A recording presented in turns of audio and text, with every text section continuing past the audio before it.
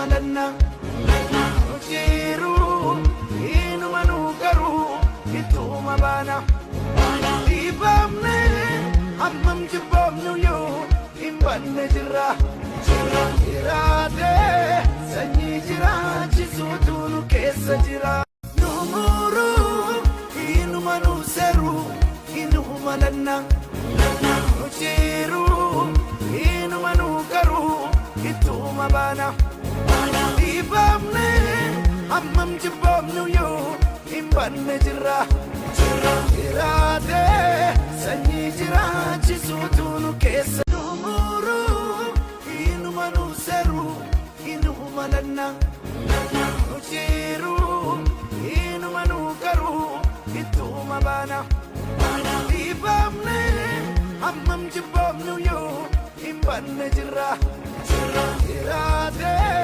sanyi jira jisutunu kessa jira dunumam fille mulumne Farfannaa kun hunduma isaayyuu nan jaalladha. Garuu yeroo baay'ee faarfachuus kan hin jaalladhu. Kananis namni hundumtuu akka kootutu mi'eeffate kan hin hawwu anoo beeka gooftaadhaan wantan keessa darbee umurii koo kanatti an seenaa baay'een argee mi'aa hedduun qaba gaarummaa gooftaa koo oolmaa isaatu baay'atee na nyaata lafee koo.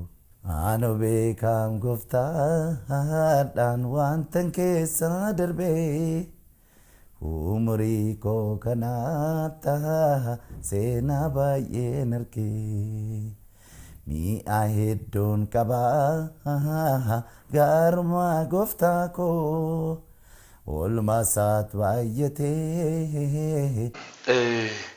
Addisuun waan haaraatti namanuu siin jedhu. Tokko nama fakkeenyaaf faarfannaa erga jalqabdee akkuma jalqabdee sanatti jirta. Geerarsiin dhufee hin geeraru.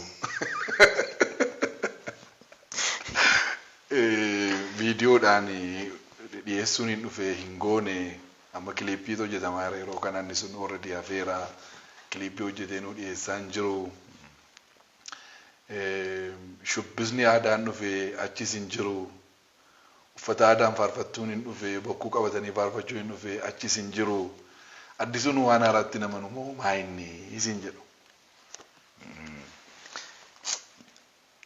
Ani yeroo baay'ee gaaffiin kun dirra deddeebi'ee natti kaa kanaan dura na gaafattee beektan natti fakkaata. Kirbii kanaan dura. Waa'ee santinis gaafadheera.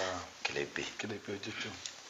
Ani asumaan warra nu hordofanii deebii akka ta'uufi waan ammaa kana hunduma isaa hin jibbu hunduma isaa iyyuu hin jibbu. Garuu maal jedhin sitti minaanii yeroo baadiyyaati yeroo minaan oomishanii gashanii yookaan yeroo fidanii inni tokko callaa isaa kaa'ee nyaata. Inni tokko mulluu isaa nyaata. Inni tokko immoo tumee qola isaa irraa baasee nyaata. Inni tokko immoo tumee dhuubee dafaqee toshatee nyaata. Bisheessee nyaata. Inni tokko dhangaggeessee nyaata. Inni tokko caariggiisa nyaata. Akka isaaf ta'utti. Akka isatti tolutti akka isaaf ta'utti. Inni tokko minaan dhangaggaadhaa hin nyaadduudha. Inni tokko immoo anni yoo dhangaggaatee malee ittiin toluudha. Minaanichi tokkuma. Boqqolloo. Boqqolloo.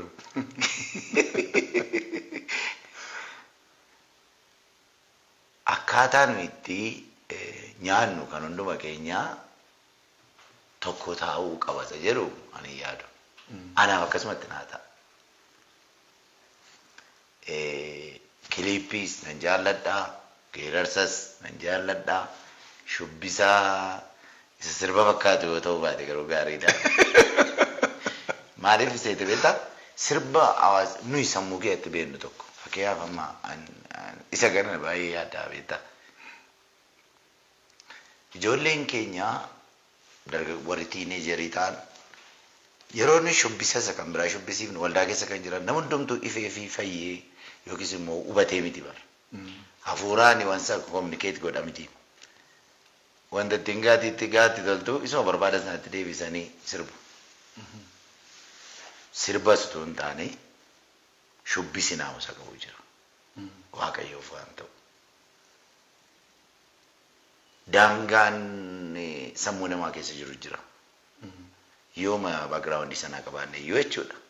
Wanta furatti kamu jira. Waan namni wanti achumatti ilaalanii hawaasumti keenya yoo akkasumatti duudhaama sida jiruun jajju gochuu kan danda'an jira. Sanarraa eeggannaa goone shubbisii fayya buleessi waaqayyoof dhiyeessan geerarsi